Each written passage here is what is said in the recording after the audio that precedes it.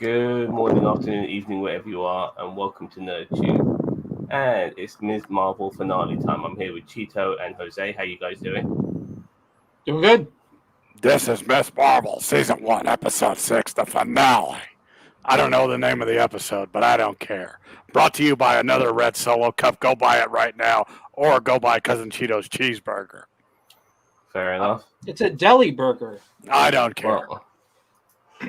Well, the episode is called No Normal, just so you know, yeah? Oh, okay. Anyways.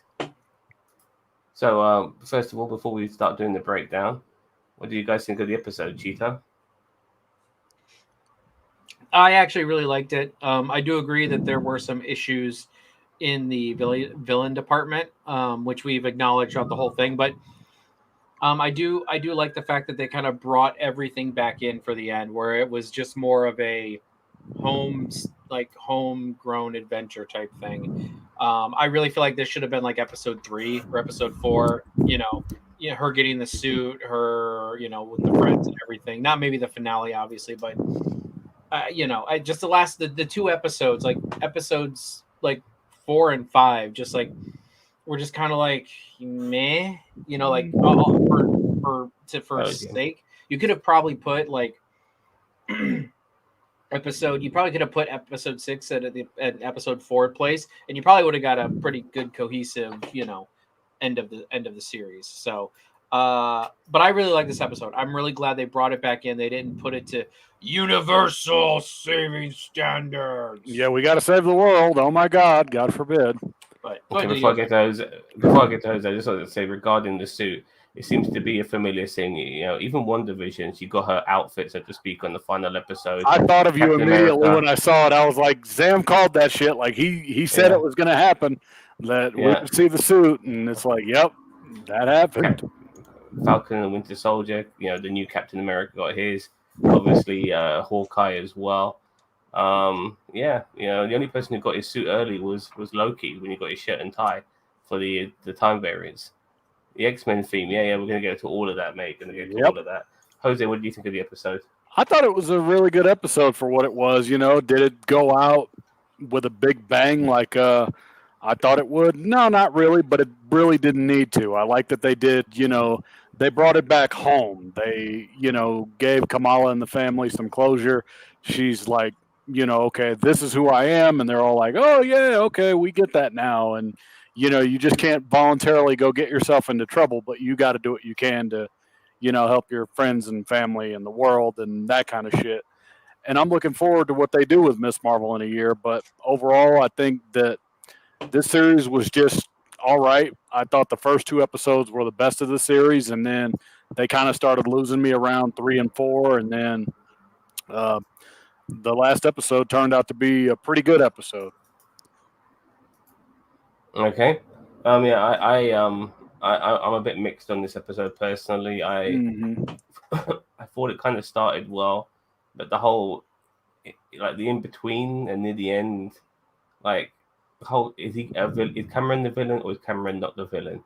1 minute she's fighting him, next minute she's defending him, and I'm that didn't really float well with me, and I didn't mind damage control too much. You can't really go wrong with government agencies being the bad guy, and I think they were a little bit better than the clandestines, but that's not saying much. Overall, but I felt like the bad guys were just okay throughout this entire series. Like they weren't like, oh my God, you got to see what they do next. I didn't get that vibe at all. And like how it stopped is like she gets a phone call from her boss. Yeah, like this is how we like so. You exactly. So I was gonna mention that when we got there. That's where the only place I really had issues with this episode was there. And it's not because of how it was handled; it's everything else. But yeah, you can go ahead and keep on going. Opening score was awesome. We saw the Marvel. They always get the music. Indian band. They always get the music right in Marvel. That's the one thing I can really appreciate with all these shows too, is that they always know what to do when it comes to the music. I've never questioned their music. They get the feels just right. So it's an Indian band. I forgot the name of them, but yeah, that's who the music is from. So this episode is called No Normal, also named after, I believe, the first comic book adaptation of Ms. Marvel, also called No Normal. So at the beginning of this episode, we have damage control surveying the Circle Q blast. Circle Q is basically a spin on Circle K, is that correct? Yep. I remember Circle K. We used to have a few here as well. Anyway, do you still have Circle Ks in America? Yes. No, we don't really have them anymore in the UK. An injured That's because Kamran you guys are all and square. yeah, like fair pants. enough. Yeah, like SpongeBob. Mhm. Okay. Yeah. So an injured Kamran and Bruno are on the subway, and then Bruno's powers are out of control. I have to say, the acting of Kamran today was fucking terrible. You know, it really was. It was fucking terrible. Sounded like he was there just to collect a paycheck. Yeah, but he's at a stage of his career where he needs to make a name for himself, and his acting was so wooden. I'm surprised fucking he wasn't in some of the fan films we've seen in the past. It's too early to mail it in, but nevertheless. Yeah. So Kamala, Kamala and her mum are back in New Jersey, and she confesses to the rest of her family that she's Nightlight. She's Light Girl, and they looked at her like, yeah? And then she's like, no, that's not what I meant. They were already feigning surprise, you know, the fam, but, you know, like, oh my God. Yeah. You're Nightlight? We never knew. That's like, you know, surprise. And then it's like, you know, he knew. Someone told him. So fake. That's how it kind of felt like. Yeah. Exactly. So, so the family, it was like a good moment here because, you know, it's good that the family kind of know already because they're not angry that she's a superhero. They're very proud that she's a superhero, which is nice. But they're just obviously worried that she's still a girl, and they're worried that she's going to get hurt. Nakia calls Kamala on Amara's phone, her brother, Amir's phone, sorry, not Amar, and then tells Kamala to get to that the circuit could have been blown up, and before she goes to do her heroics now and find out what the fuck's going on, her mum gives her outfit, and this outfit cliche. But if you remember, like at the beginning when she got the gift from her grandma, it was in the toffee box. Well, so was this outfit, the same toffee box, and we saw those boxes also in episode 5, I believe, as well. So yeah, the toffee box is doing the rounds, and that's the outfit in there. And it's amazing. Her mum's stitching skills are quite remarkable because she managed to do that somehow either before leaving Pakistan or when they got back from Pakistan. I have no idea. And they had only just got back too, because she was like, "We just got back." I was about to say, but I mean, this is the lady who walked in the kitchen and all of a sudden walked out with like 4 tubs of food to-go boxes. Yeah. She's got skills. So Kamala now she's running in the air, which is, I have to admit, this was pretty cool. I got some of her movements kind of gave me Spider-Man vibes. But yeah, she was like running in the air, and she even stops at a traffic light, which was hilarious because what fucking traffic is she going to come in the air? But nevertheless, I thought it was very on character for that. Yeah, I could see her doing that. Like, yeah, but imagine if she has to do like some like proper heroics. Oh no, the light's red. Yeah, I don't think she would do it at that point. I think she was. Yeah. Anyway, she's trying to catch up with Bruno and Kamran. They're hiding in the mosque, and Nakia says, sorry, this is how I wrote this. You know how racist the American legal system is. You won't be safe in here, you know.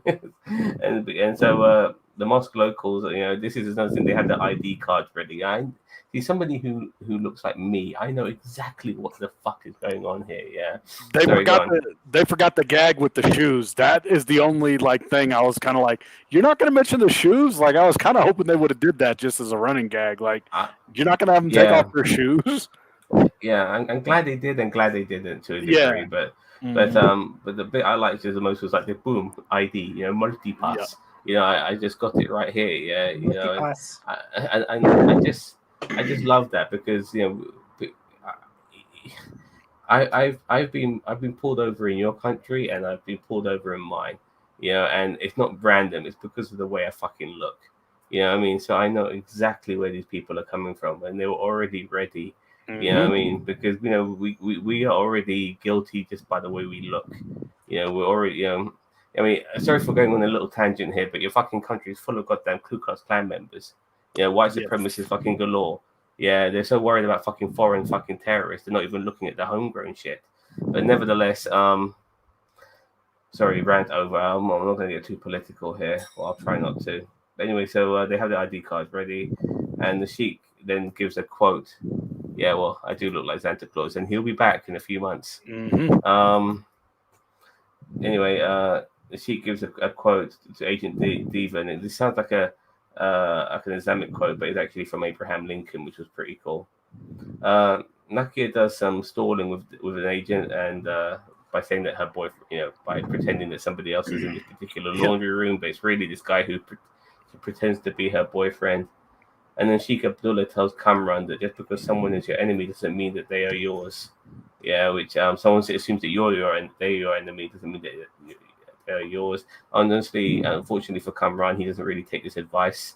He then gives Bruno and Kamran haram and halal hat respectively. You know what haram and halal means, yeah? Do not. No.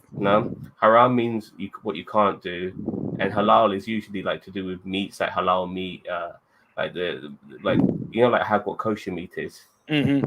Yeah, well, halal is the same thing but for Muslims. You know what I mean? Okay. And so there's certain things that halal is good, it's like kosher, so to speak, and haram you can't do. You know what I mean? So they run into Kamala on the streets. I did like her entrance when she met them, like she was running in the sky, slides down the fucking drain pipe and stuff like that. That was pretty cool. Yeah, she's like, "What's up? Here I am. Let's do this shit." That's when I started getting some proper Spider-Man vibes from her. When she did all of that sort of stuff. Kamran is like kind of hurt, but I don't know why is he hurt. Is he hurt from? I thought the explosion, the knockback of the explosion. Yeah. Yeah, it wasn't from getting the powers, no. No, it was the knockback of the explosion. Okay, and he feels like he's turning inside out. Kamala calls Kareem, the Red Dagger guy, for help, and Kareem basically tells her to get Kamran to the harbor by midnight.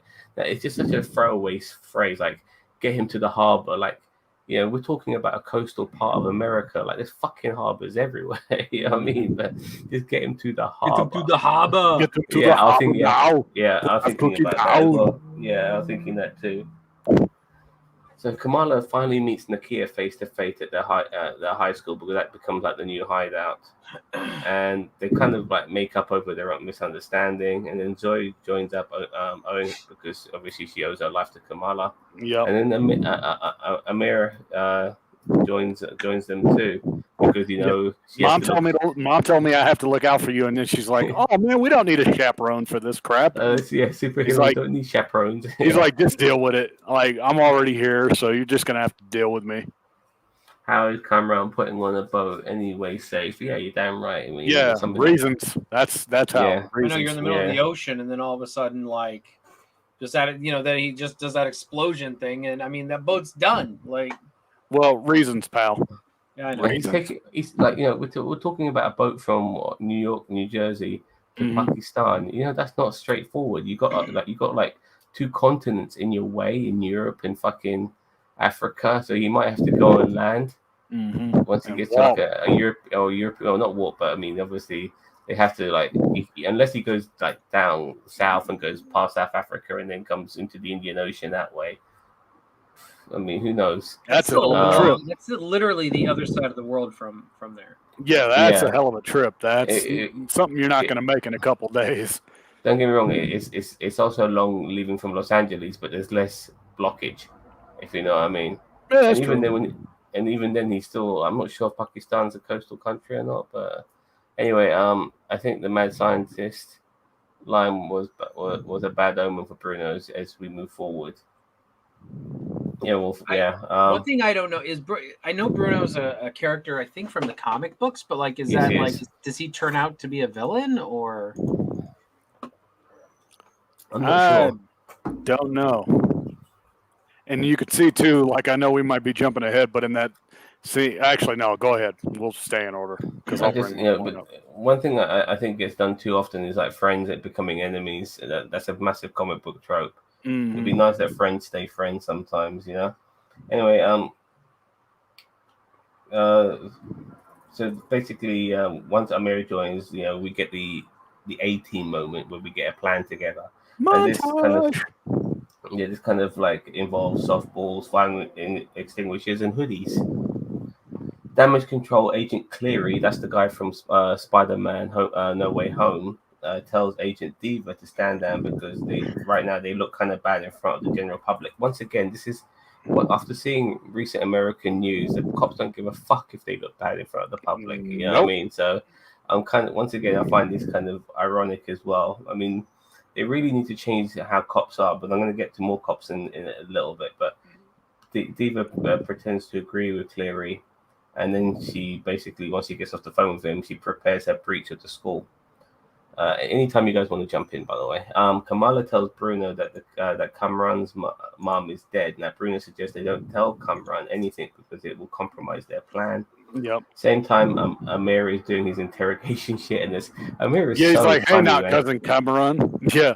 Like, Yeah, do you really like like cars or whatever the fuck it was he Yeah, said? do you really like UK Bake Off? It's so funny. Very amusing. But then, okay, I was gonna add this, like during the montage and all that shit, they had that moment of like when Kamala and Cameron were about to kiss, and then Bruno they always I'm do gonna that get to shit that. too, where there's that cliche of like, oh, the guy has to interrupt the moment, ruin the moment. I am gonna get to that. Another comment from Vancy. Making elephant toothpaste is the quality shown. In quality shown would be very dangerous to those close to the reaction. It's quite. I can't say this word. Exothermic. Okay. Exothermic. All right. Which means it would burn. Yeah. You gonna die. The breach occurs, and all these DCS and damage control soldiers with Stark Tech think that they initially encounter a bomb. But it just turns out to be a music player. There's a lot of stalling done, you see, by Kamala's plan. Zoe uses her influence as a TikToker to let the community know what the fuck is happening at the high school.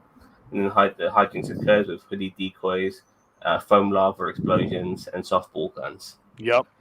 Kamala and Cameron are hiding from damage control, and they have a moment where their powers meld as they hold hands. And they're about to kiss when Bruno comes in with the cop block, telling that the agents are coming. Bruno then eventually gives himself up as a stall, and eventually so does Nakia, Zoe, and Amir. Now Kamala then tells Cameron that the Red Daggers will take care of him at the docks. Cameron does not like this because they are his enemy. He wants to know what happened to his mother, but then eventually Cameron figures out that his mother is dead and goes psychedelic on the damage control soldiers, only to be stopped by Kamala. Cameron escapes the school and gets shot with live rounds, but this time he gets saved by Kamala. Yep. We then see the weapon from Incredible Hulk being used, blasting Kamala with sound waves. You remember that weapon, guys? Yep, the sonic gun. He was on top of a Jeep. Was it on top of a Jeep in this one? I don't remember. Yeah. It was on top of a vehicle. Because they were using sonic guns in the school. When she went over there, she asked them if they were okay. Yeah, because they were using sonic guns in the school, and then when she got out, they got that big freaking bazooka-looking thing with the thing on top of it. But at this particular point, there's obviously a lot of people now watching what's going on, including Kamala's parents. Yep. Kamala recovers and says "Embiggen," and then she becomes more like the Kamala we recognize from the comics, and she becomes more stretchy, and then she starts kicking some ass. But also Cameron starts fucking up some guards, and then he ends up throwing a truck that almost hits by accident almost hits the civilians watching the fight, but Kamala catches it and she gets cheers for her heroics and does little Tony Stark style V signs. Yay! Yeah. Anyway, Cameron then goes all Jean Grey Dark Phoenix and Kamala does the Logan Wolverine to get to him. And she reasons with Cameron and says, "There's no normal. Just get to the harbor." And she punches a hole in the ground for Cameron to escape into. And then eventually the community surrounds Kamala, including the cops, which I found so fucking stupid. Because once again, what we've seen of American cops, or just cops in general, is that they don't protect innocent people or the public or communities. They protect the most fucked up people in society, like Proud Boys and the fucking Ku Klux Klan, so they can do their marches and shit.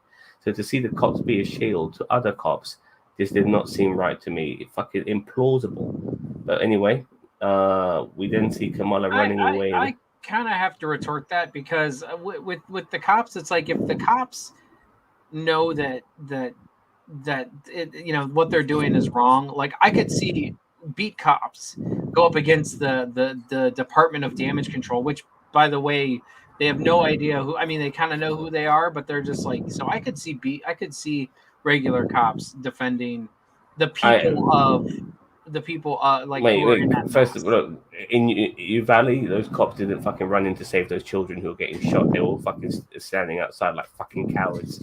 During the period when people were protesting and marching peacefully and stuff like that, we had cops pushing people around, beating the fuck out of people, kidnapping people, snapping up journalists. This was during Trump's era, So right now, I have no. I just think of the cops as basically security guards who are legally allowed to do what the fuck they want, for rich and powerful people. That's how I look at the cops at this particular moment. I think you're generalizing, but okay, go ahead and continue. No problem.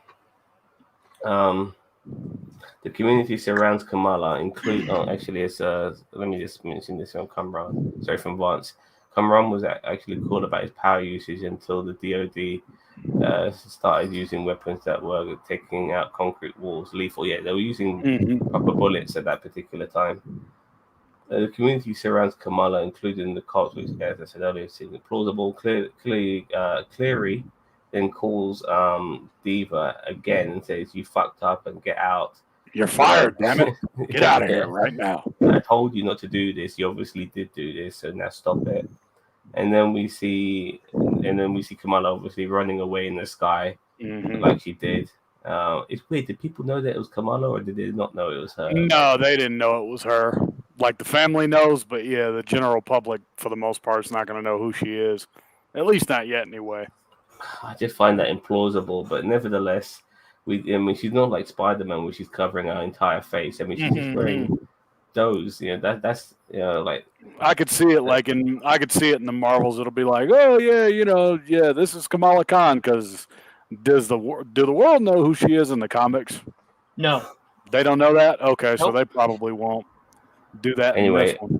I mean, they didn't do that with Iron Man. I mean, they didn't know who Iron Man was until after the movie came out. Yeah, I agree with you on that. I mean, but yeah, and then they said fuck the secret identities pretty much for everyone. So anyway, we then see everyone making TikTok videos. Like, oh my God, this is the most amazing thing ever. I was a part of this awesome moment. All that type of shit. Yeah, happy that one of their own is a superhero. Have free ice cream pizza in the mosque as well. After the thing, he said. Yeah, after the praise or something. Anyway, Kamala and her dad have a talk on the roof about her new name, which they're trying to like figure out. We see whilst they're talking, we see a montage of Bruno, preparing to leave. He leaves a letter, I think, in Kamala's locker. Amir is like, basically talking about all what happened with his wife and his mother. Kamran is in Pakistan now, meeting up with I forgot his name. The Red Dragon guy. Fucking name. Kieran or something like that. Yeah. Kareem. Sorry, Kareem. Yeah. And then Kamala's dad basically tells her that they gave her name because she was like a miracle. She was a marvel, and so that's what Kamala means in Urdu. It means marvel, and to him she'll always be. And he never said Ms. He said Miss, but he said that she'll always be her little Miss Marvel. And do you want to just bring it up now? Because I know people you're going to save it. We're almost there. So we're almost there. But she then puts her mask on. She does her light walk, and her dad says it all saying magic, absolute magic, or magic, absolute magic. Don't even try, Jose. You can't do it. I'm going to do it. It is magic, absolute magic. You can try as well, Cheetah. Just think you're doing a Scottish accent. That's a good Indian accent. He's like, no, I'm not. Okay, so we cut to 1 week later, and Bruno's now driving Cameron's Porsche. he's going to Caltech. He tells he's only 43 hours away, and he didn't tell him he could have it. He's like, he didn't say that. I mean, I can have it, but I'm taking somebody's it car. anyway. That's how it runs in America. It's like, anyway, he tells Kamala she's different to the rest of her family after like checking the genetics and stuff like that. And then he says, like a mutation. They're coming. Oh my God. Yeah, you know. Yo. Oh my God. And I'm just going to go on since Zam got to go on a tangent, I'm going on one. Okay, Disney. Mutants, not enhanced, okay? Fuckers, mutants. Here's the thing. Kamala's an inhuman. Inhuman, yes, but I hate. I mean, I'm not hung up on that. If they make her a mutant, that's fine. But it's just like I can see all of the geek beards, all the fanboys. Yeah, all of the fanboys, all of the geek beards. I'll have an excuse to hate her again. Yeah, they're gonna be like, oh, she's an inhuman in the comic books. I really don't care, but I'm just like, I can see it now, man. They're like, oh, why would they retcon her to be a mutant now instead of an inhuman? She's actually an inhuman. Yeah, they're gonna be going like political correct, like ham on Disney now. Like she's an inhuman, like oh my God, about a fictional race of people. Yeah. Like she's an inhuman now, like oh my God, like Disney, how could you do this? My thing is, I'm done with them being called enhanced. I'm like, let's call it what it is: mutants. We know they exist. Okay, continue. Yeah, fair enough. So, regardless, I mean, anyway, regarding her mutation, like, a mutation doesn't mean shit unless she's got that bracelet. But I think eventually she'll be able to use her powers without it. Yeah, because she did in the comics, didn't she? Well, no, it said Bruno said that it unlocked something in her. It's not. Oh. She doesn't. From what I understand, from I think it was episode 3 or 4, they were basically saying that it unlocks something already within her. Okay. And it's like a mutation. That was episode 2, actually, I think. But yeah, fair enough. But anyways, so cue the X-Men music, and then Kamala's not too fast, and she wants to drive the car, and she says we all go for shawarma because that's what happens in the MCU. All superheroes go for shawarma. You ever tried shawarma? There's loads of shawarma where I fucking live. You know what I mean? Yeah, we have a massive Middle Eastern community in London, and the shawarma fucking places everywhere. Okay, on to the post-credit scene. So Kamala throws herself on her bed, and she's kind of tired, probably a hard day's work of superheroing. But that doesn't sound like you're doing science homework. Yeah, exactly.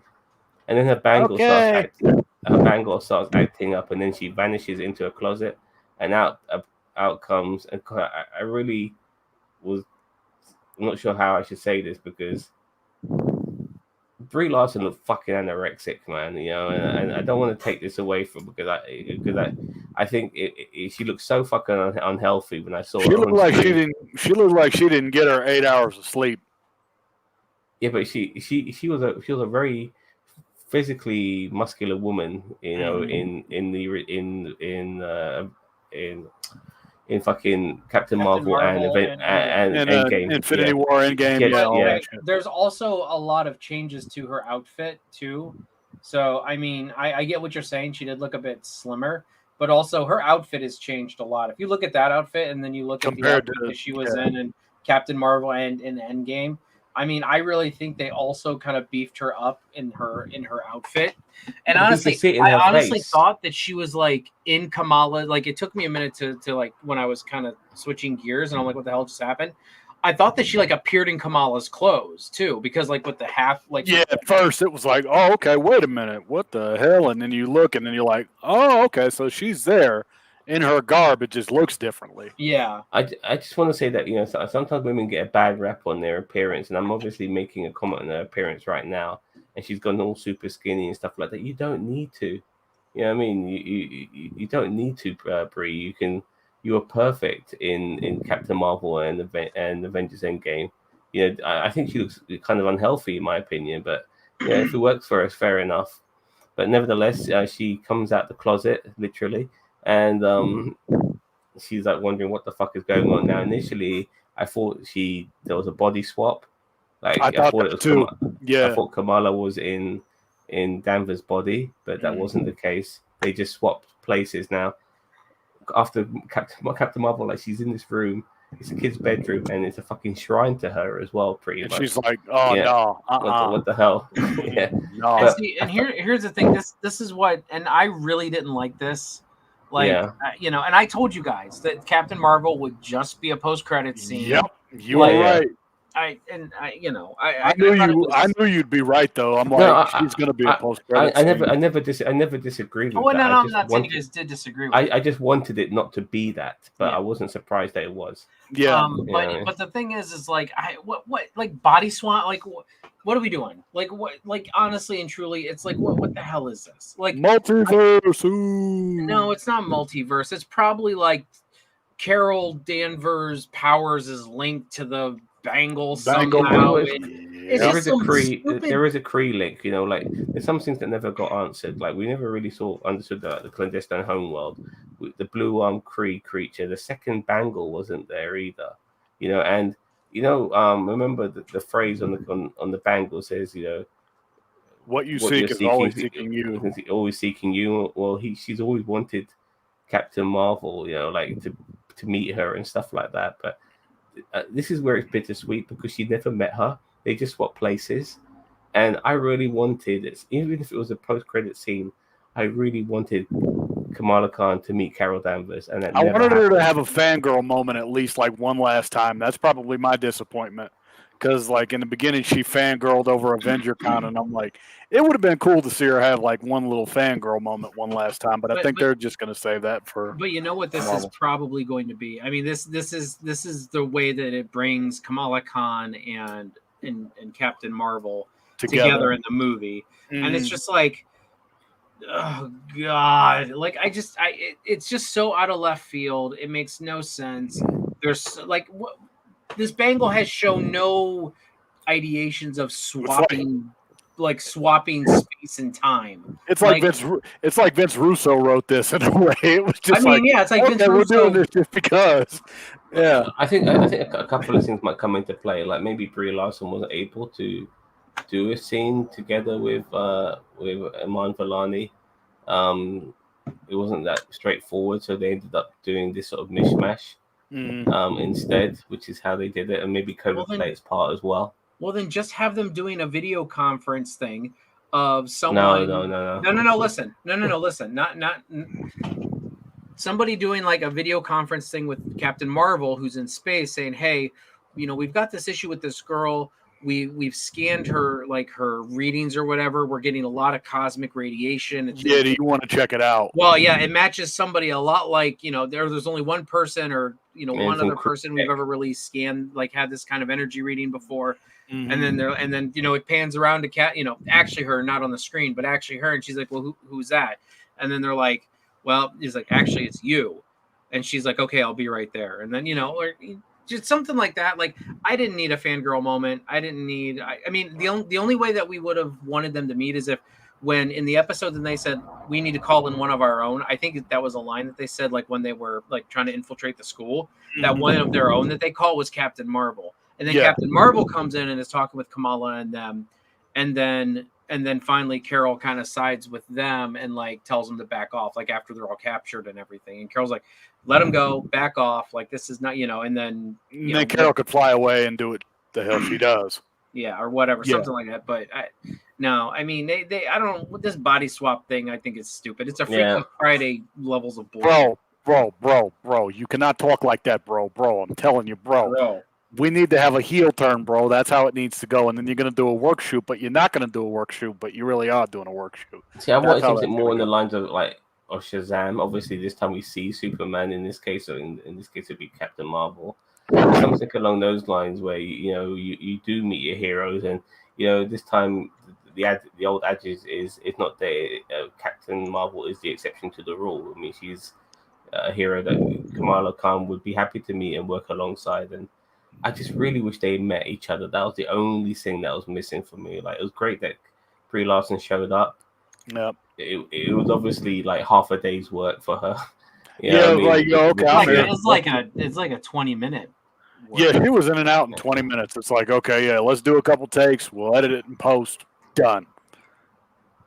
Yeah, still, Mhm. It would just be nice of interaction with her and Kamala. That's really what I wanted. We never got Yeah, that. I just So wanted something. it left a sour taste in my mouth. Considering she's such a fangirl, to Yep. meet her idol would have been the icing on the cake. That's why I wanted the fangirl moment, but I could understand why Cheeto didn't. I mean, I get his point of view. I'm like, but it seemed very shoehorned in, and and I mean, maybe if you it said makes that, sense, you actually predicted that was going to happen. You were like, oh, I hope they don't shoehorn it in, but you had a feeling that they would. And well, it that's turned what I'm out saying. you Is were like right. I'm sure that this has something to do with the movie. Maybe it's a plot point of the movie where Captain Marvel and Ms. Marvel keep swapping back and forth or something like that. I Like, hope not. but I that's heard it. it's It's like a Freaky Friday thing. Like I don't like. Well, they're not swap bodies; they just swap places. Well, that's what I mean. Like Yeah. it's like a Freaky Friday thing. Just they're swapping places Instead of bodies. Okay, and then before we go, fanboys, chill the fuck out. Just because you heard the X-Men music doesn't mean that they're going to be in the Marvels. Just saying. We know they exist, but that doesn't mean that they're going to be coming in just yet. But we know Did they play the X-Men. X-Men theme during when he was saying the mutation part. Yeah. Yep. You know, I must have missed that. Okay. Yep. Really? Yeah, that doesn't mean they're coming in yet. It's happening, but I'll tell you what, though, not Feige, since he got the X-Men, like he's playing that theme whenever he gets a fucking chance. Mhm. You know? He's going to troll the shit out of everybody, just like Vince McMahon is doing currently. That's how I feel. Well, you know, we've got Professor X already in Mhm. the MCU. So Next thing you know, you'll see a cameo of Hank McCoy or some shit like that. Like, you know, you'll see somebody come in and everybody will be like, "Oh my god!" Like, it'll be that type of shit. I forgot the name of the actor who played Hank McCoy in the prequels of Mhm. X-Men. But you'll see Beast somehow, and then people will be like, "What?" I can I see don't that remember the already. name of. I mean, is it Holt? Something Holt? Nicholas Holt? Is it yeah, Nicholas Nicholas Holt? Holt. Yeah, Nicholas Holt. Yeah, and He did really good. I liked him. He could. I'm happy for him to come back as Beast. Yeah. No, I want them to do younger actors because I would really like for them to do the actual. Although I didn't have a problem with the First Class movie, the actual First Class: Cyclops, Jean Grey, Beast. Yeah, but Henry McCoy is not. He's not a kid. You know, like he's always been a bit older than the rest of the X-Men. He was a scholar. You know, he's a. Yeah, but he was still a kid when he was in the First Class. Like, yeah, in the First Class he was, but you know, if you go by the animated, he's definitely. No, older. well, nobody animated. Nobody gives a shit about animated. Hey, well, it was a good show. But the fucking theme tune gets played all the goddamn time. Yeah. You know what I mean? So they do give a shit about it. No, I meant like, but yeah, if I want the First Class where they're all young, where they're all like 16, 15, you know, and I mean, even Iceman was like 14. So it's like you've got some young people that are less than 18 years old and they're the First Class. And I know this is going to trigger people. I'm good on Wolverine, man. I'm like, if we don't get him, we don't get him. I don't care. I'm like, we're good on it. That's how I feel. I don't want Wolverine at all. Taron, or look, what you want is going to be different because Wolverine's guaranteed to happen. It's guaranteed as a sunrise in the fucking next day. Yeah, it's going to fucking happen, and it's going to be Taron Egerton, I think. X-Men will arrive with the new animated series. Yeah, they're actually going to be talking about that. Yeah. Like I think in the next. Yeah, X-Men 97. It's a continuation of the animated series. Yeah, it'll be interesting to see how it looks. I'm looking forward to that because we're not going to get to see Xavier because he went on that fucking planet with Lilandra. So you got to wonder who's taking over. I remember now. I can't remember anything anymore now. That I kind of remember the last episode vaguely, like Charles Xavier like gets sick or some shit, and he has to go with Lilandra on her home planet. Empire, yeah. And she takes like him so she can bone him whenever she wants. Yep. And then Magneto stands there with all of them, like, I hate all y'all, but here I am. Like, I still hate you, but yeah, here we are. And then Wolverine cries like a man.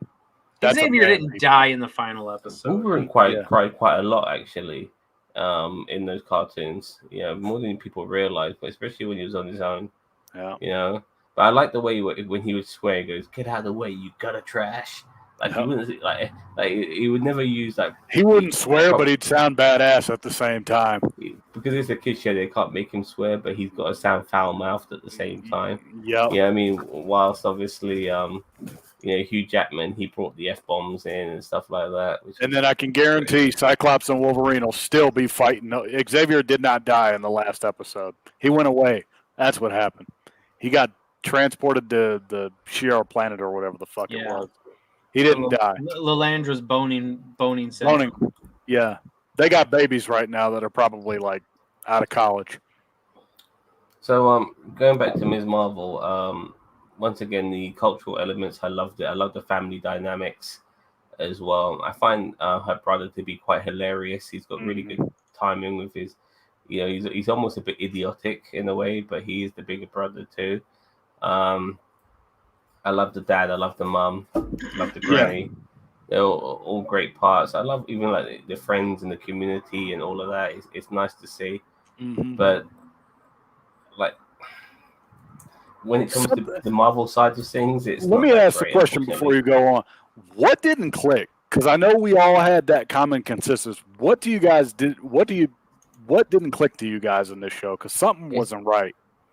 It's the same as it's the same as what goes on in Thor: Love and Thunder. Like you got all these interesting elements, but then when it comes to bringing it together, it just doesn't work. They just don't mesh. Like we have bad guys we don't give a fuck about or don't know anything about, and then like it's like a tag team of bad guys. Okay, we're done with the clandestines. We're going to tag you in. Technically, it's a triple threat of bad guys. Yeah, it's a triple threat. It's a triple threat. The Red Dragons, the clandestine, and the Red Dragons were never bad guys. Okay. They were kind of anti. Yeah, they were kind of like. You had that Gina Carano fought Mandalorian for a moment before she became Team Mando. You know what I mean? And then she got fired, thank God. But nevertheless, with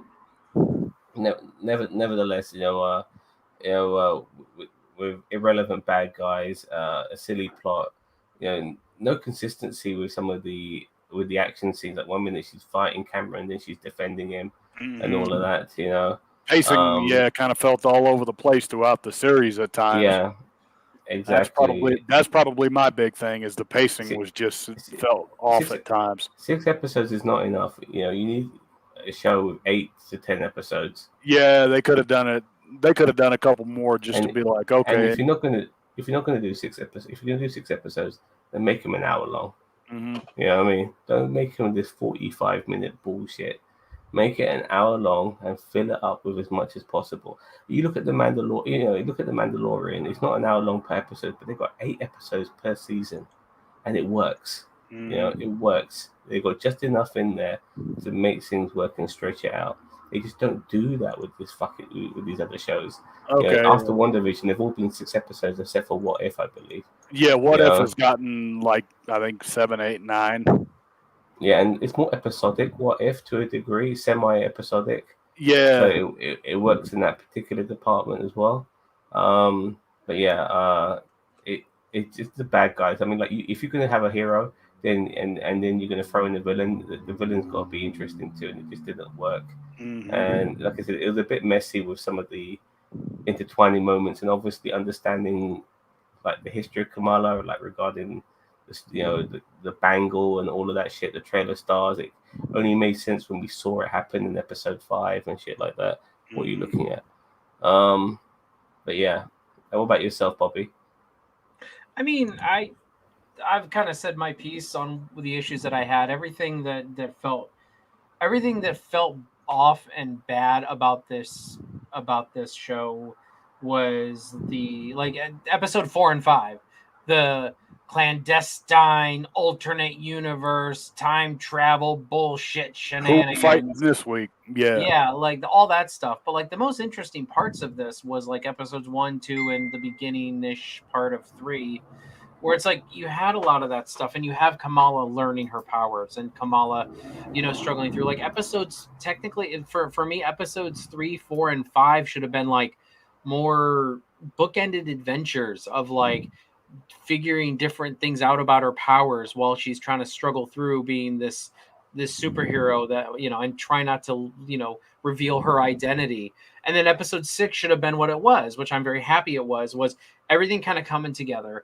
I mean, yeah, damage control, whatever. They were the antagonists of the antagonists of this thing, and so they're the ones that were kind of chasing him down and stuff like that. But that worked for me just because that's kind of what I wanted. I want, she was kind of still figuring out her power. She got to do the Embiggen power, which she does in the comic books. Well, the Embiggen technique, I guess you could call it, which she does in the comic books. The Kamaran thing, I don't care. Like, he got powers, but they never even explained it, and I almost don't care at this point. Terrible acting as well. You're here, but do I give a shit about you? I thought, I was like, okay, what's he going to be doing? Like, what's okay, so he escapes. That he's the MacGuffin. Like, he's trying to escape. Like he's the MacGuffin to get out of there. And it's just, the fight in the school was fine with me because it was like that. It was on brand for what they were going for in this show. But like the second half-ish of 3, 4, and 5 were just like, it just totally destroyed anything that they were going for on a street level. And then they brought it back to street level at the end. They built it up almost to be this universe-ending thing or world-ending thing. And then they brought it back to, which, as I said, I'm glad they did that. But it's like, they built it up and then like, oh, by the way, we're going back to street level for this last episode. It's like, what the hell are you doing? Like, not that I want world or universe ending, but I'm like, but where are we going? Yeah, where are we going? Why did we go to this peak here of dimensions crossing and then go back to the high school and fight off a bunch of discount mall cops? Like I don't. That's my whole issue with this. They were worse than stormtroopers, dude. Oh my god! Yeah. I mean, I love the scene where they're shooting the softballs at them or whatever, and it's like they're all standing there with guns that can kind of blow things away, and they're just like, oh, yeah, oh. Well, there's one point where like Nakia is riding on a bicycle in the gymnasium part of the school, and she rides between two groups, and they end up shooting each other. I couldn't believe it, man. It's proper Disney style and all of that. But as I said, the more interesting parts are like for me, it was episodes 1, 2, and the parts of 3. Yeah. And then 4 and 5 lost me. 6 kind of brought it back, but still the damage was done. And as I said, I'm not going to give it a terrible mark as a series overall, but I really feel like I don't know what they were going for in that middle section. So anyway, I could ramble on for hours. You know that. So. Jose? Sorry. One second, Jose. Yeah. I have to wonder what was it being said of the earlier Marvel movies. Had they been a series instead? Would early MCU have survived the change to series due to COVID restrictions? I do agree that COVID has definitely played its part. And regarding if the show was series earlier on, well, we did have Agents of S.H.I.E.L.D., which was loosely connected until it was no longer connected. Until Feige willed it not to be. Yeah, he's like, it's here, but now, no. But then again, even though we had like Samuel L. Jackson on there and stuff like that, it just Lady Sif. And but exactly, like we're stretching it now. It just never felt authentically like it was part of the MCU. Season 1 and I think most of season 2. But once they hit season 3, it did. It felt like they were. It was over. Yeah, it was over at that point. Yeah. Go on, Jose. Okay, so the first 2 episodes, I definitely would say, go out of your way to see those because those were the best episodes of the series for me. Parts of 3 were kind of hit and miss, and then 4 and 5, it felt like to me the series was kind of flatlining a little bit because it was like, okay, we're going to, the world is going to end, or the universe might come to an end, and then it was like, oh, we're going back down to, say New Jersey or wherever the fuck they were living. And I'm just like, okay, the pacing was all over the place. Sometimes I felt it was too fast. Sometimes I felt it was too slow. It was like they could just never quite get it right. I am looking forward to the Marvels, but even then I'm kind of like, okay, it's a year away, but thus far I'm not really all that hyped just yet. I think it could just be okay. And if this post-credit scene that they gave us in the show was supposed to get me excited for Miss Marvel, it didn't really for me. It didn't. Like this whole like place swap thing that irks me. I don't know why, but it irks me so much because it feels so stupid. This feels Disney stupid. even if they had just done something where it's like she shows up and then she turns around and then Kamala's jaw just drops, like I'm like, I would have even taken that because it would have been like, oh, okay, like, and then it would have been like, okay, at least it's something. It would have been better than what we got, in my view. Yeah, but I agree. I mean, she's an intergalactic superhero, so her coming to Earth, and she's mentioned it before, she can't always come to Earth, but I think with the bangle and it being Kree related, there was an avenue for her to come to Earth that she felt the power of it or that she was drawn to it. Well, that's what I'm saying. Like, somebody giving her the inkling saying, hey, go to Earth. We scanned her energy, and there's only one other person we've scanned ever that has put this kind of energy out there, and it's Captain Marvel. Yeah. So Daniel here has a very good question. Yeah, he didn't care about Brie appearing on Earth, but now the question is, where the fuck did Kamala go? That's what they're going to start with. Yeah, that's what either that or this will be one of those things that gets like dropped in the middle of the movie, and that's what as I said, that's what brings Captain Marvel and Ms. Marvel together. Now, was this set before Shang-Chi? Because we do see we do see Captain Marvel in the post-credit scene for Shang-Chi. I don't know what the timeline is as far as I think her hair is longer in the post-credit than it is, and because it's not short, but it's definitely like I'd have to go back and look, but I'm pretty sure her hair's longer in the post-credit scene than it is. And also, to tie in with all this, the snap that never got mentioned, like ever. Like the snap never got mentioned. So I'm like, okay, where the fuck are we with this? Like that's what I want to know. Like, okay, is this in between? Is this after Thanos? Is this before? Oh, this is all after. I'm pretty sure of it. They just didn't mention it. Well, and to keep in mind, as we were just talking about with Captain Marvel, I mean, they did mention at Avengers Con about Tony and Black Widow sacrificing themselves. Okay, so it is after. It was definitely after Endgame. I mean, we just don't know if it's like Shang-Chi before Shang-Chi, after Shang-Chi. Yeah, we don't know as far as that goes, because Shang-Chi felt like it was one of the last really kind of big sequences at the end with that post-credit scene of like, oh, okay, shit's about to get ready to get weird. I don't know. It's not yet. Yeah, because I was thinking that too, Daniel. But you look at the Statue of Liberty to see if construction had begun yet. Yeah, I wonder. Exactly, but was it because the damage on the Statue of Liberty wasn't that much. But was it already finished? Were they finished all of that construction when they did it? Yeah. No Way Home, and now just back to normal again. More question. I noticed too. We've all got more questions than answers out of this show, and I don't think I look at that as a good thing. Yeah, I know. Go ahead, Tim. It's not yet Spider-Man No Way Home yet. I just personally want some consistency with the timeline. If we're going to see a period film or a film set a different period, at least we know it's going to be. But right now we have, with all these shows coming out from WandaVision onwards, we have no idea what is where and what and whatever. It's annoying. And as I said before, I want to see some crossover with the series. Like it would have been nice to see Sam Wilson's Captain America at Avengers Con. That would have been ideal. But or with She-Hulk coming up next, not Captain Marvel, but Ms. Marvel goes on and does something, and it ends her arc that last week. Goes on to like you said. I mentioned that last week. Like we could have had Jennifer Walters be her lawyer, and then at the end of this episode, and then the beginning of She-Hulk, Ms. Kamala wins her case, and then she goes back to whatever she does. And Jennifer, we follow it from Jennifer Walters from there onwards. But that's not going to happen now just to give the criteria something a little consistency, because it's just not so far. It's because that's not going to happen now because fucking Kamala Khan's on the other side of the fucking universe or some shit like that. The Shield was not yet started when shown earlier in Ms. Marvel's season. Okay. Well.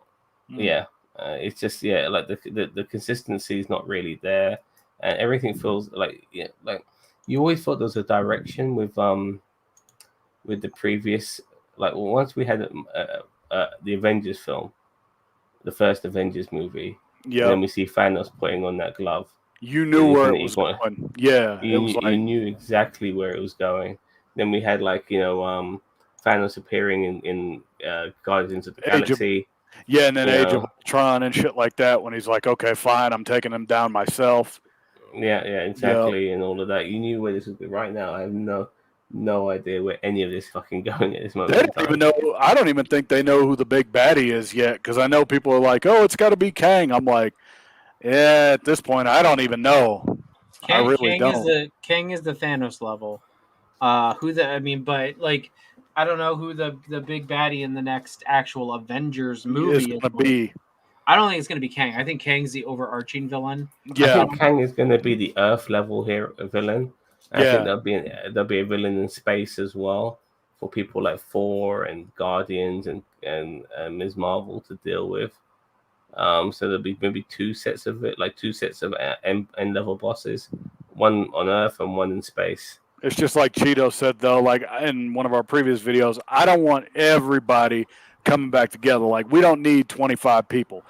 You give me maybe 8, maybe 9 Avengers max, and you leave it the fuck alone. Well, look, regarding the next Avengers movie, it doesn't need to be Avengers Endgame level. Nor do I want it to be. Yeah, because it's just the next Avengers movie. It needs to be like the first Avengers or the second Avengers movie, that level. And then we'll see where we go from that, But it would be like... It would be like, this is the Avengers, the new generation. It would be some kind of shit like that I think. Well, I assume the next Avengers we're probably going to get is going to be Dark Avengers or some variant of it, Young Avengers, and maybe some kind of like Avengers West Coast type thing, where it's like you've got some kind of like B-list Avengers maybe or something like that. I agree. I don't think that they're going to go like all like Endgame level, and I don't want them to. Like, no, I honestly. I let really that be in a class by itself. Infinity War and like Zam said, the first 2 movies. I don't want them to go all the way up to like Infinity War and Endgame levels. I want the next one to be like, that's what I'm saying. Like, I want the next Avengers level threat in a movie to be Doctor Doom and Scarlet Witch. Yeah. Because you have your magical antagonist. Yes, Daniel Vance he says it. Give me Doctor Doom. Doctor Doom and Scarlet Witch as the Bride of Doom. Like, give us that couple, Latveria. You could introduce the Fantastic Four, or at least the Richards family, and then turn them into the Fantastic Four in that movie. In that Avengers movie. I think that I feel like your first romp with the Fantastic Four, or at least with those characters, should not be in a Fantastic Four movie. It needs to be in a Avengers movie. They get their powers, and then they go into their own solo movie. But I think Doom and Scarlet Witch should be the next Avengers villain in Latveria. Well, as I said, and as I stated before, like, instead of having Doom as an antagonist in a film, have a Doom movie, have a Kang movie, have movies, and all these guys who are the baddies, make them the focal point of their own films, and then bring them in, against other characters. That way they're already established, and stop killing off these fucking villains, man. Yep. And I'm going to make them win and make them survive. The only way that I want to see X-Men, Avengers, and all that shit when it's time is when we know, like, this is it. Like, when it's like, okay, this is big. This is it. This is the last time you're going to see the MCU. That's the only way I want them to come together. Because other than that, I'm like, I don't want them doing another Endgame movie and then this shit continues. I want the Avengers and X-Men to be kind of like a climax type of thing. Between now and the next Endgame Avengers movie, certain characters could have been killed off. Like, I think we might see the end of Drax, for argument's sake. Yeah, Dave Bautista's Drax. I think he might call it an end. And who knows? Like, we might get like. Well, we're getting a whole new Guardians team after Volume 3. Yeah, because they're not going to be bringing back the original cast. At least I heard they. And for me, that'll be Guardians done. In my opinion, because you see what happened with Legends of Tomorrow, where they kept rechanging the cast all the time. It just became shit. That's no, Zam. That's like, okay, I'll equate it to this. That's like in Mighty Morphin Power Rangers when they took out the original yellow, black, and red Ranger, and then the new cast came in, and we were all like, what the fuck is this? And they were never as cool after that to me. I was like, dude, Legends of Tomorrow was the best show CW had. my thing with like Legends was that I didn't mind one or two changes, but they just kept changing and changing and changing, and it just got it got a bit too much. It's also like the show Sliders. Once they got rid of 3 of the 4 main characters who were trying to get back It's not home, the same. Yeah. it's just not the same anymore. Like, you know, I followed these guys, and anyway, but we'll see what happens with the Guardians and stuff. Final like ratings, kids. We got to give our final ratings for this episode and series. Okay, this episode I'll give it a 6 out of 10, and I'll give the series a 7 out of 10. What about you, Chia? This last episode, I'll probably give an 8 out of 10. But I'll agree with you on the series, like a 7. Yeah, I'm gonna give the last episode like a 7 and give the series a 7. Like, it's good, it's not great. In all honesty, it's okay. It's all right. I really enjoyed this last episode. As I said, it made no sense that they brought it back down to Jersey, but I'm glad they did. Yeah, because I could do without the world ending every single series. Yeah. I mean, yeah, I'm glad. Yeah, I agree with Dave. It became kind of like, you know, a bit more grounded with the final episode. But Daniel Vaughn says Stormbreaker will be a character as the axe grows up. So, maybe. Yeah, it's gonna be like a Groot walking around with a big axe head. Like isn't that like something out of like Silent Hill or something? That's I'm hoping they do a season 2, but the ratings for this show was kind of low. Yeah, I think it's a lot of bad faith is on that, because some people just have an issue with the existence of other people. You know, they have a problem with women. They have a problem with people who are not white, and when they are in the forefront, all of a sudden they feel threatened. It's amazing how how threatened people get. And I am going to give Iman Vellani credit for her first acting role. She did a really good job, I think. Was this really her first act? I didn't know she did. This is her first time that she really did something. She's a very adorable person. Mm-hmm. Yeah, I mean, she's really adorable when she's really likable. Yeah, she's very likable. She definitely gave me the Peter Parker vibes that I was looking for in Tom Holland's Peter Parker, Tom Holland's Peter Parker, that I'd never got. Like Peter Parker was goofy and dorky, but I felt like he was thrown in the deep end way too quick.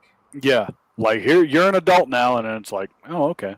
Yeah, you're in Civil War now. Here you go. Mm-hmm. I think so. Like I said, there was no second bracelet in this film, in this show. No, and they brought the second bracelet up a few times, but then it never. The 10 rings, we never got really an answer to that either. When that was discovered. See, that's stuff that could have been taken care of in episode 4 and 5, but they were too busy trying to build up this world-ending, universe-ending, dimensional shifting into just one to go, another. Yeah, we're not going to do that. Yeah. Like, we're going to tease you with it, but we ain't going through with it. Episode 5 should have been about the 10 rings. Then we could have had like a different like villain faction every episode. Mm-hmm. I agree.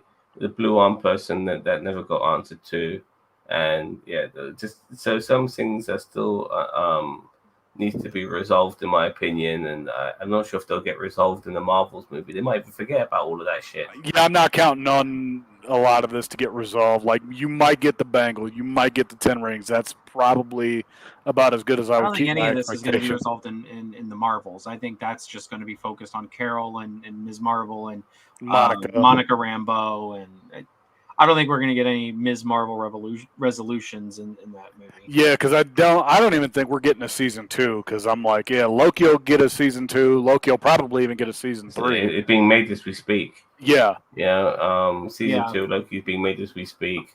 A lot of the other shows were never going to get a second season anyway. Like Falcon and the Winter Soldier was, like they're making a movie instead, which is the right direction in my opinion. I don't know what's going to happen to Bucky Barnes. WandaVision being a one and done was a good call because you ain't topping that.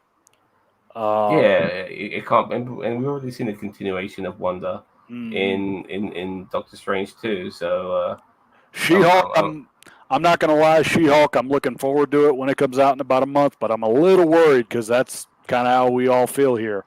But here's the thing. It's like this is going to be another, like, She-Hulk is another technically a street level hero who, even though she's a Hulk, she's still pretty street level. And I mean, we're gonna get into this territory again, where I kind of want to see a show where it's like, she's dealing with all these supervillains from MCU's past, but she's like defending them, but like not exactly trying to get them off scot-free. But she's representing these people who might have, like Ghost, for example, like people we might see in the Thunderbolts, like Ghost, like U.S. Agent, like obviously the Abomination, Baron Zemo. Like I want to see her represent all these people on the show, and not necessarily try to get them off scot-free, but like maybe having to defend them. And I also would have loved that Kamala Khan crossover where it's like, yeah, if she did get like arrested and then at the end, like Jennifer Walters, She-Hulk came in at the end of the movie and was like, I'm going to be representing, this person. And then something. And then like episode 3 or 4 is her representing Miss Marvel, where it's like, because, she'll walk in, Jennifer Walters will walk in as She-Hulk, but that means that She-Hulk takes place a little bit like. It'll be one of those, it'll be like the meme, like, yeah, that's me. You're probably wondering how I got in this situation. Like, that's how I could see She-Hulk probably starting off. Is like that. So you need to be a producer with that particular mindset. Yeah. Yeah. Straight. They should hire me. So. Yeah. Damn it. God damn it. Wow. Exactly. We need. But I never thought of it as episode 3, but it makes sense now because she comes in as She-Hulk. As actual She-Hulk to Kamala Khan, so it gives her a couple of episodes before she then defends Kamala.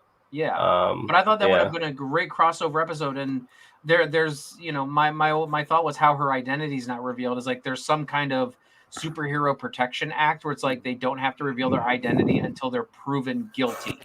Yep. Yeah. So it's like, and so Jennifer Walters in the third, in whatever episode gets Kamala off scotch-free, and it's like, okay, well, she's, so she doesn't have to reveal her identity. I don't know what's happening after series-wise after the Secret Wars. Secret Wars and then Secret Invasion, and Armor Wars and Ironheart and the I Am Groot cartoon show. I Am Groot. That's going to be so stupid. It's a kid's show. I mean, it's kind of like Star Trek Prodigy for me. It's going to be like I'll watch it, but I don't put much backing behind it. Yeah. I Am Groot kids show. No, not for me. That doesn't work for me, brother. That you're damn right. I am looking forward to some of the other stuff, though. I mean, in Secret Invasions, I think people will put a lot of bank into that, but it might not deliver. For me, it's going to be What If Season 2, because I know that's still like a year out, but What If Season 1 was all right. Kind of looking forward to Season 2. Fantastic. I don't know what Ginger's problem was with What If. I didn't care for the zombies, but other than that, I enjoyed the show. I like the series as a whole. I don't know what Ginger's problem is. Yeah. And Apocalypse didn't do it, Gary, boss man. It just needs to be said. Apocalypse didn't fuck shit up. DOZ's taking my place. I haven't said anything. I haven't said anything for like several videos. But it has to just be said because, he's like, Apocalypse did it. Apocalypse didn't do shit. He's going to show up in one of these What If episodes, and you're going to have to eat that. You're going to have to eat those. Be like, what? They got Apocalypse? And then I could see the fanboys, what? Oh, my God. The X-Men is in What If now? Yeah, they're there. Shut up. Yeah, exactly. All right, let's wrap it. Regarding X-Men, it definitely seems that Kamala could be like the first step in that direction. So, all right. Everyone, don't forget to join myself and Cheeto tomorrow. We're talking about the Orville. Star Trek, unfortunately, is over. When's Prodigy coming back? Do you know? I don't know. I know that we have ended our 30-plus week streak of new Star Trek content, including some weeks with double episodes. But I do not know. I don't think they've made any announcements. I can take a look really quick while you're wrapping up. But Comic-Con, I think, is this weekend, ain't it? So they might say some shit. Is it this weekend? Yeah, it might be. I thought it was either this or next. It's one of these two. We might be going some barren spells without any new Trek. Yeah. I almost feel spoiled because it feels like Trek is always supposed to come out.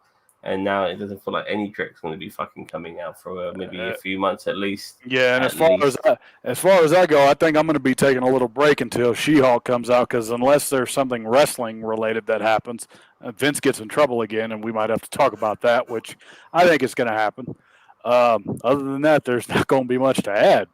As far as Disney already in trouble, I think it's just more accusations. Yeah, but once more stuff comes out, and if people are like, "Oh my God, they got to talk about it," then might do that. It's gonna have to be another level. But look, there's 5 more women revealed that he he paid Did off what and he had did, sex with. yeah. Well, all right. Well, I'm not surprised about that. But did he like fucking do a Jimmy Fly snooker on these girls? You know what I mean? So Then it'd be yeah. like, okay, it's worth coming back. But yeah, yeah. I think I'm gonna Exactly. probably give myself like maybe a couple week break because there's not gonna be much to talk about really until She-Hulk comes out. Well, what you need to do now is watch the The fucking boys. Yep, I'm gonna take this time and watch the boys. Have you finished? You watched episode 8 yet, Cheeto? Nope, Get haven't on even with it, touched it man. yet. Get on with it. I Finish know. off. I'll watch it eventually. I gotta finish up. I gotta watch Umbrella Academy season 3 too. Cheeto. Yeah, but we're talking one episode of The Boys before you Cheeto. go on this Umbrella Academy. I'm so done with the boys, man. Cheeto's the procrastinator. I'll get to it eventually. That's gonna be Cheeto's like moniker. I'm good at watching. I've been done with the boys for a long time. Eventually. I wanted to watch it up to Herogasm because I wanted to see how they handled that bullshit. I mean, they did a good job, but it's like in episode 8, I kind of dragged myself through. In episode episode 7, then episode 8, I'm just kind of like, Okay. yeah, I'll watch it. I don't care. He's the only one who feels like that, thank God. But yeah, watch The Boys. That'll help you get past the time. Anything video game related we got to talk about because we have not talked about video games in a while. I was in the same boat as you, Cheetah. Boys did end strong. So, there you go. There's somebody who's fought like you, but ended up, doing the right thing and watched the whole fucking show, and he said it ended strong. So there you go. All right, everyone. Don't forget to like, share, subscribe to NerdTube, the greatest YouTube channel you never heard of. You'll see us tomorrow for some Orville. Take care, everyone. Bye bye.